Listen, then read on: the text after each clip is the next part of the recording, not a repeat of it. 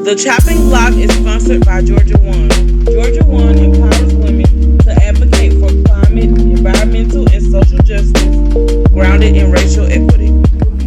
So, welcome back, guys, to another episode of the chopping block. Hello, I'm Raven Money, everybody. And I am Cornetta. And so today we don't have any series planned. I'm just going to get real with y'all. I posted a picture on my personal social media page yesterday, and the picture was of a man unplugging their brain, or a woman unplugging their brain. This is a person unplugging their brain. And the reason that I said unplugging 3 times was because in this work, it's tiresome at times. You know, we're dealing with real life outside of work. We're dealing with multiple things at work, and this is my executive director, Kim Scott, always say this is selfless work for selfish people. And you know, as leaders, we are called to wear many hats a lot of times. And see, I got on this hat today, but I'm gonna take it off because I'm gonna get it all the way real with y'all. I'm sitting All on this the way too unplugging. and just unplug. Earlier, Raven talked about sisterhood and support. You know, and I've been in some moments, some real raw, authentic moments where I'm thinking and I'm questioning where is some of the support that I may need sometimes, or learning how to ask for the support I may need sometimes, and being a leader and always doing things myself and not really learning how to delegate certain tasks or how to just take a moment to unplug. And so yesterday, when I posted that on my page, I was like, I just need to take a mental health break, you know, and I say that and I stress that because we all need to take time to really just take a break sometimes and ask ourselves those tough questions. You know, what am I doing that's benefiting my health? What am I doing that is really instrumental in the goals that I have for my future? You know, how am I being impactful in the work that I'm doing? You know, those tough questions am what I doing really making a difference for others, you know, in the way that I intend for it to be, the way that it was placed on me to be, the way that it's in alignment through God and His Word for me. So, you know, those are the questions that I ask myself often, but sometimes we have to really step away and take those breaks to say, hey, I matter. Right. And knowing that I matter, take time to let yourself know, remind yourself that you matter. Yeah, and you know, if you talk about support, and it's amazing to have a support system, but we also have to remember to accept the support that we're given as well, because a lot of people have a hard time accepting it.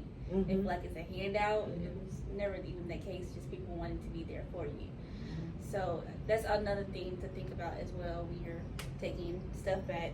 Am I receiving the support that I'm getting as well? That's powerful right there. Really? You know, that's really powerful. And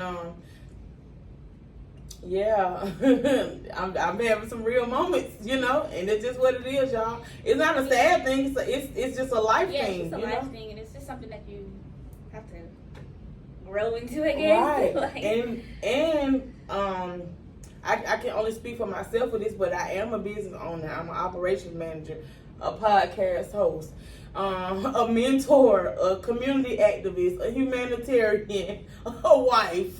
You know, we all have many things that we have to do, and you know, sometimes people can have an outside perspective on what you should do, you know, with your situation, but only you really know what is best for you. So you have to make those decisions and choices that's gonna make sure that you're being the best you possible. There's a quote that I use when I, you know, give my customers their products or whatever, and it says love and light can only be cultivated once it is manifested within you first. So you can't give someone something that you're not giving yourself. So just remember that.